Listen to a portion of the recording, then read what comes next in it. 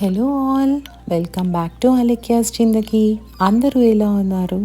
మీరందరూ బాగున్నారని అనుకుంటున్నాను. నేను కూడా చాలా బాగున్నాను.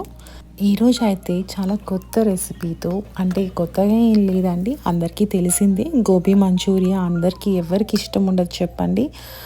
నాకు కూడా చాలా ఇష్టం. కదా, హెల్తీ వేలో చేసుకుంటే ఎవరికైనా నచ్చుతుందండి. సేమ్ మనకి స్ట్రీట్ స్టైల్లోనే ఉంటుంది, ఏమి తీసిపోదు. ముందు అయితే ఒక బౌల్లో పసుపు, కారము, ధనియాల పొడి, ఇక్కడ మెజర్మెంట్స్ మీకు ఇస్తున్నాను చూడండి. దాంట్లోనే కొంచెము కార్న్ఫ్లోరు, సాల్ట్, పెప్పర్ పౌడర్ కొంచెం వేసుకొని, కొంచెం మైదా కూడా వేసుకోవాలన్నమాట. ఒక 2 స్పూన్స్ మైదా, 2 స్పూన్స్ కార్న్ఫ్లోర్. సో అన్నీ మిక్స్ చేసి పక్కన పెట్టేసుకోండి. తర్వాత వచ్చి ఈ కాలీఫ్లవర్లో మనం వాష్ చేసి నీట్గా పెట్టుకున్నాం కదా, దాంట్లో ఒక 2 స్పూన్స్ ఆయిల్ వేసి మంచిగా కోట్ చేయండి. కోటింగ్ లాగా మనకి మొత్తం మిక్చర్ అన్నిటికీ కూడా కాలీఫ్లవర్కి బాగా పట్టించాలి.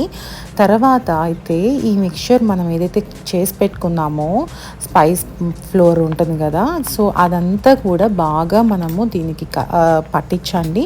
నాకైతే వాటర్ అవసరం పడలేదండి, ఎందుకంటే మనం చేసేది ఎయిర్ ఫ్రైయర్లో కదా, సో కాలీఫ్లవర్ సాఫ్ట్గా ఉంటుంది మళ్ళీ, అందుకని నేను వాటర్ అస్సలు వేయలేదు. ఇఫ్ యూ వాంట్, అంటే మీకు ఏమైనా కావాలనుకుంటే కనుక 1 to 2 స్పూన్స్ వేసుకోండి. ఎంతకన్నా ఎక్కువైతే వేయకండి. ఇదైతే బాగుంటుంది. ఈ విధంగా ఇప్పుడు నేను ఎలా అయితే చేస్తున్నానో అలానే చేయండి.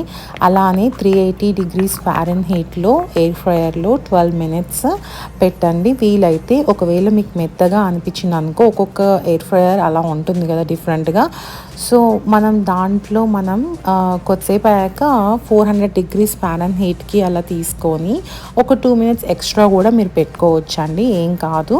సో నాకైతే ఈ టెంపరేచర్ సరిపోయింది. మీ దాన్ని బట్టి ఇంకా మీరు ఫాలో అవ్వండి.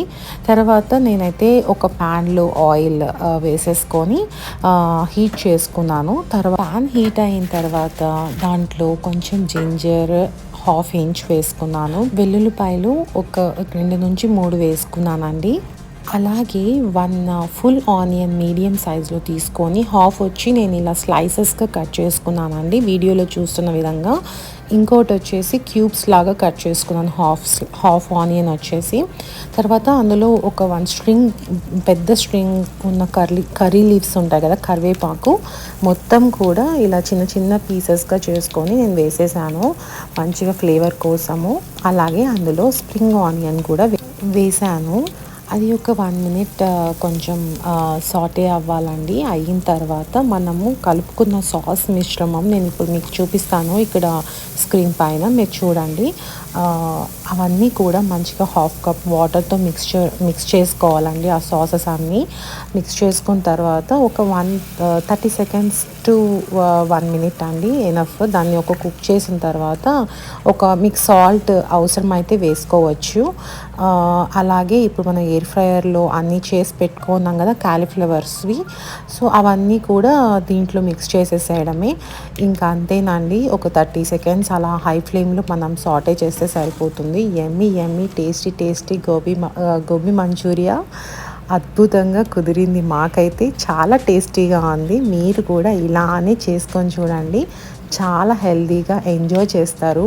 రెసిపీ మాత్రం చాలా బాగుందండి, ట్రస్ట్ మై వర్డ్స్. నిజంగా పిల్లలైతే ఇంకా ఎంజాయ్ చేస్తారు. అంతే కదా, స్ట్రీట్ సైడ్లో బయట ఫుడ్స్ తినడం కన్నా వాళ్ళు ఏ ఆయిల్స్ వేస్తారో ఎలా వేస్తారో మనకు తెలీదు. ఇలా కనుక చేసుకొని తింటే ఇంకా మనకి బయట తిన్నట్టు ఉంటుంది, టేస్టీగా హెల్తీగా కూడా ఉంటుంది. నచ్చితే కనుక సబ్స్క్రైబ్ చేసుకోండి, లైక్, షేర్, కామెంట్ కూడా చేయండి. Bye, thanks for watching.